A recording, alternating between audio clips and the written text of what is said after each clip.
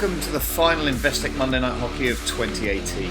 I'm Simon Mason, and on tonight's show we have highlights from league leaders Surbiton against Beeston, and goals from East Grinstead versus Slough, Holcombe at home to the University of Birmingham, and Buckingham's trip up to Bowden Hightown. In the men's Premier Division we have action once more from Surbiton against Beeston, and Holcombe at home to Wimbledon. Before we head into the action, the Men's Hockey World Cup will be starting on Wednesday in Bhubaneswar, India. We filmed a number of shows previewing the tournament, so after watching tonight's show, why not head over to Galvanise Hockey Facebook and YouTube and join in the debate. First we go to Surbiton, as the league leaders hosted Beeston. The home side was still without a number of internationals away at the Champions Trophy, but would still be looking for a repeat of their 3-1 away win at the Bees earlier in the season. Let's join Charlie Broom for the action. Sideline ball into midfield, and chance to play it round the back. Here is Burnley, and up this right hand side, and down the line it goes. One back and played forward by Chilton. Here is Petter driving to the baseline. Petter, can she pull it back? She can. The shot comes in, good save, it's across the face of goal, and it's turned in by Susie Catlin. 3 minutes in, and Surbiton have the ideal start. Surbiton 1, Beeston 0. Good drive down the baseline by Petter. Pulled back, helped on its way. Shot comes in, saved, but back into the danger zone by Cochrane and put in by Catlin. Penalty corner for the visitors. Top of the castle. It comes in, good save by Hanlon. Good strong hand. It's not out of harm's way just yet as it's pulled back into the circle. Finally cleared, but have another look at this save by O'Hanlon. Gets down and a strong left hand pushing it out of the circle. Right hand side again comes Surbiton, and Petter, who created the first by driving to the goal line. This time she gets the shot away and Cochrane makes the save, and it will be cleared by Burrell. Good work from Petter, cutting inside Cochrane with the save. Beeston then, tackling down there, the right hand side. And the equaliser in this first half. Lovely ball down that right hand side, driven to the goal line, ball back, good save by Hanlon, pushes it clear, but it's still in the danger zone. Can they get the shot and second shot away? They can. It's another good save by Hanlon, and finally the whistle comes to the keeper's rescue. A lovely attack down this right hand side by the visitors. Good drive to the goal line, and it's pulled back, and the first shot is really well saved by Hanlon. Easton couldn't get the second shot off nearer to the target. The second one comes from a little further out. Hanlon makes another good save, and then the whistle comes to her rescue. Free hit. Oh, that's a terrible free hit, and a chance here perhaps for Beeston. Some good defensive work by Rowlands, but it's a free hit for the visitors. Beeston into the circle. Can they get the shot away? They can, and it's tipped over the bar by O'Hanlon. Good drive onto the reverse stick. And O'Hanlon happy to put that one over. In the corner. Right hand castle, there's a switch at the top, shot comes in, comes back out. Was that a foot by Stenner? Stenner with the shot, and Stenner gets the equaliser. Surbiton 1, Beeston 1. 5 minutes into the second half, and the visitors are on level terms. A switch at the top of the circle. The shot comes in. Hanlon thought it might have hit Stenner's foot. You can see the hand go up there, but Stenner not closed down and beats O'Hanlon away to her right hand side.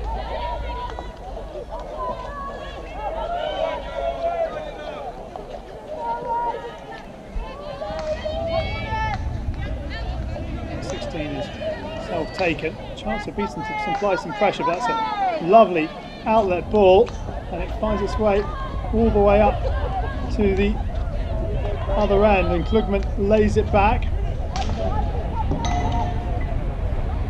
Work by the front, and it comes, and hit a chance! Oh! Chilton, I think it is, who's missed a glorious opportunity to put the home side back in front. As the ball comes across from the front, it is Chilton who turns the defender. It slides the ball past the post. Great. The corner. Beeston. And they go to the left-hand castle. And it's switched to the right. Shot comes in, and it's a goal. It's Kittle, Bridget Kittle. And the 53rd minute makes it Surbiton 1, Beeston 2. You can see how Hanlon's just offset herself to the right. She doesn't move quite enough to her left. And a big gap for Kittle to slot the ball home.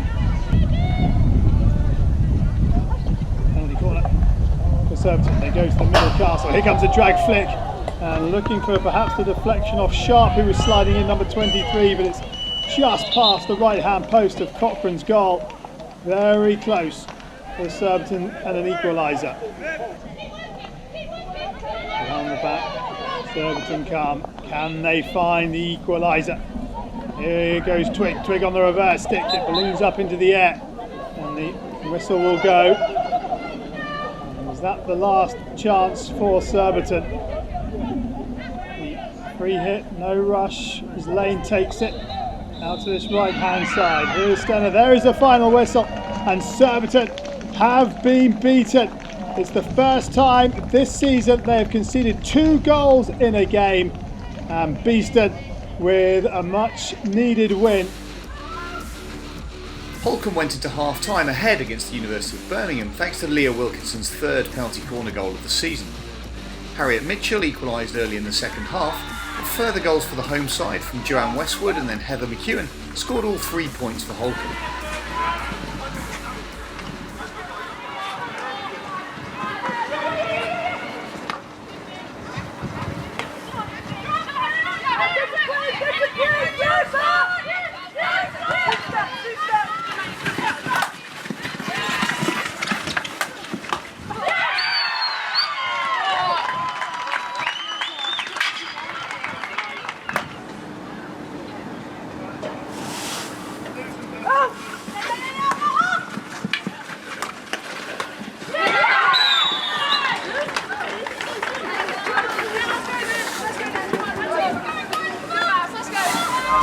Sian French gave Bowden Hightown the lead against Buckingham in the 22nd minute, with Ain Curran doubling the lead with this goal a minute later. East Grinstead took all 3 points at home to Slough, Georgie Blackwood's 5th goal of the season proving to be the decisive one.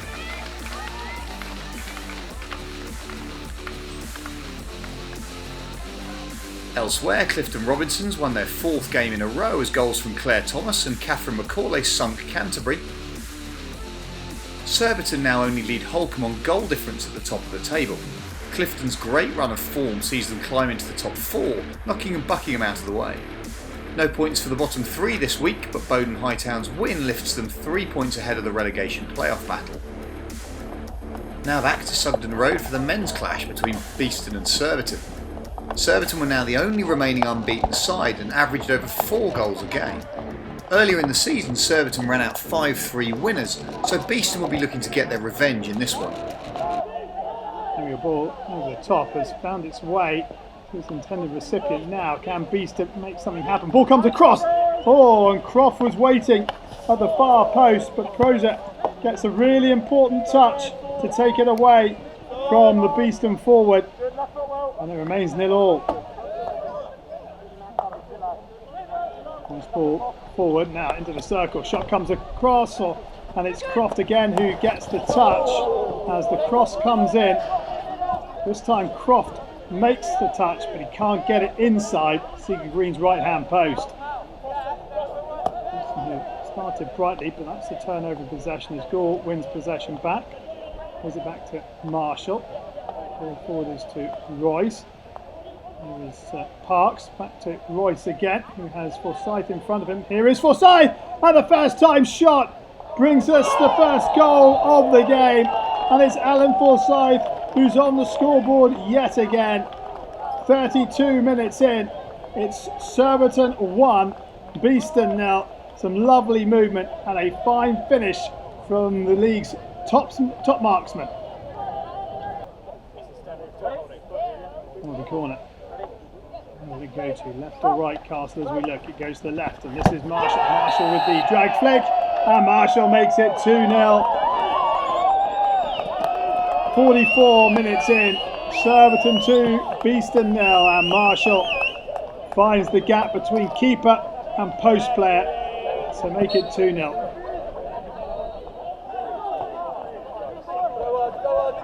A chance here to make it 3. Surbiton with an overload of players and a chance here if they can find the cross. They can! Oh, but somehow Salisbury can't find the target. What a chance to perhaps kill the game here. Ball across. Salisbury, dearie me, just can't get the stick in the right place. In the corner goes to Lawrence, the captain, and Lawrence finds the post player's foot, and it's a penalty stroke. Rich Lawrence with the drag foot, keeping it low, off the post player's foot, penalty stroke. It will be Lawrence then who couldn't find a way past Seager Green from the top of the circle, but from the stroke spot he can, and Beeston have a lifeline in it. Surbiton 2, Beeston 1. In the corner, it comes in. And another chance here, and Seager Green makes the save, and Surbiton finally get it clear, and here's Salisbury, and a chance perhaps for a counter-attack as Salisbury with a nice pass to Forsyth. Forsyth driving to the head of the circle, he has supporters with him if he wants, finds the pass, and the ball rolls back to Forsyth, and Forsyth beats Hujuan, and from an opportunity to make it 2-2, Surbiton have made it 3-1, and with 12 minutes to go, surely Surbiton will see this one through. A great counter-attacking play, and Forsyth on the overlap slaps it first time into the back of the goal. Up that left-hand side, and it comes, and the back foot shot has beaten Seager Green, and they're back in it. It's Croft who's found a way past. The ball in, Croft going away from goal, back foot shot, Seager Green beaten at his near post, 3-2. Chana throws the aerial, it's a poor aerial ball, and it's been picked off by Gleeson. Gleeson rolls it up to Aubrey. Aubrey challenged by Drayton Chana, still going Aubrey. Perhaps it's broken down here. Well, it's come back off the foot to Aubrey. Aubrey into the circle. Aubrey with a shot. Oh, and it's in the back of the net. And not only that, I think Drayton Chana is going to pick up a yellow card for this challenge here. I thought the break had, or the chance had broken down for Beeston. They get a little bit of luck as it comes back off the foot, but make no mistake about the finish, across the face of goal and into the back of the net. Surbiton died. It's been won back by Gleeson. Gleeson playing it forward. Here is Proctor. Proctor driving to the goal line. Proser trying to find the jab tackle. Ball comes across and it's been put in. Park has made it 4-3. What a turnaround from Beeston. They were 3-1 down with 12 minutes to go, and 5 minutes later they're 4-3 up. What a burst of goals. Proctor driving to the goal line. Proser couldn't find the jab tackle. He pulls it back, and there is Park to turn it into the net.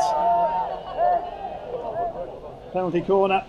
Is there to be an equaliser for Surbiton? They go to the middle of the castle, they look for the deflection, it's wide of the target. Is that the last opportunity for the hosts? And it is, it's all over. What a game we have witnessed here, and Beeston have a notable road win here at Surbiton. Final score, Surbiton 3, Beeston 4. Wimbledon headed to Holcombe in dire form with just one win all season. Standing in their way to revenging a 2-0 defeat earlier in the year was a Holcombe defence that had conceded the least in the league so far, but the home side had lost their last 2 matches. Trying to play it out of the back, and Holcombe have turned possession over high up the park. Here is Banderak. Banderak, it won't come down for him, but now it will, and Banderak puts it over the bar. Bailey does well to close Banderak down. Just wouldn't come down for him, but he gets it here in some clear space, but can't keep it down. Penalty corner. Banderak just takes a little step to his left-hand side. It's going to be Banderak, and Banderak has found the back of the goal. I think it's come off the post player. Let's have another look. It's Price who's on that left-hand post, and agonisingly it dribbles over the goal line. Oh, it's been turned over, and here's an opportunity for Webster. Webster with the chip. Oh, what a finish! That is absolutely brilliant from Webster. And 15 minutes in, it's Holcombe 2, Wimbledon 0. Wimbledon giving the ball away cheaply, but that takes nothing away from the classy finish from Webster.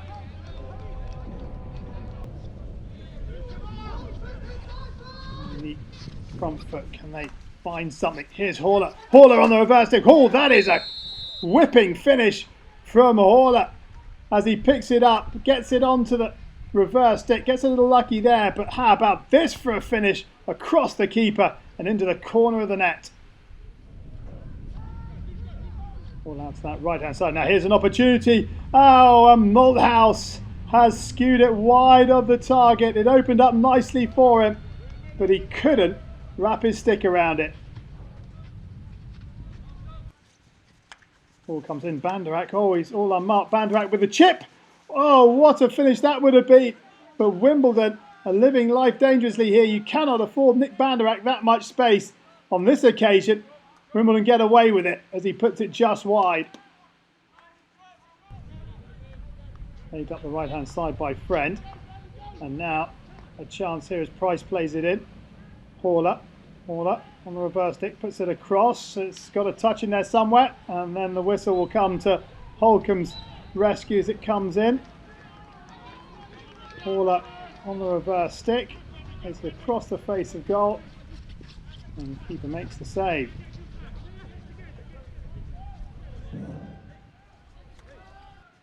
Wimbledon looking for this equaliser if they possibly can. Friend plays the slider ball. Here's an opportunity perhaps. It's in there and Haller's digging away for it. And Holcombe scrambling it away. Nice little touch. And some good work by Haller in close vicinity, but just won't fall for Wimbledon right now. Wimbledon down this left-hand side. And the whistle is blowing. In fact, it's the final whistle. And it's another loss for Wimbledon. Elsewhere, Hampstead and Westminster got back to winning ways with a win over the University of Exeter. Richard Smith opened scoring in the 10th minute, but they had to wait until 6 minutes from time to seal the victory, with Sam French getting his third of the season.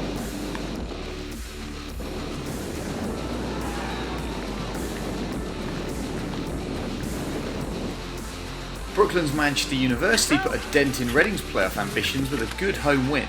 Kieran O'Connell opened the scoring for the visitors in the 22nd minute before Mike Shaw got his third of the year.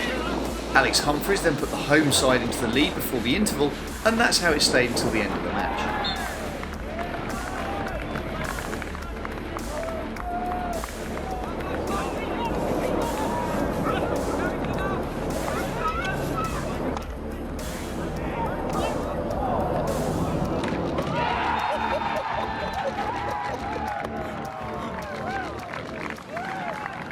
In the final match of the week, Sevenoaks and East Grinstead shared the spoils with a 2-2 draw. Parnis and Matt scoring within a minute of each other for the home side, with a double from Simon Faulkner for East Grinstead. So this is how the table looks. As in the women's, Surbiton lead the way on goal difference, with Hampstead and Westminster on 23 points as well. Beeston, Holcombe and East Grinstead are all within 6 points of the leaders.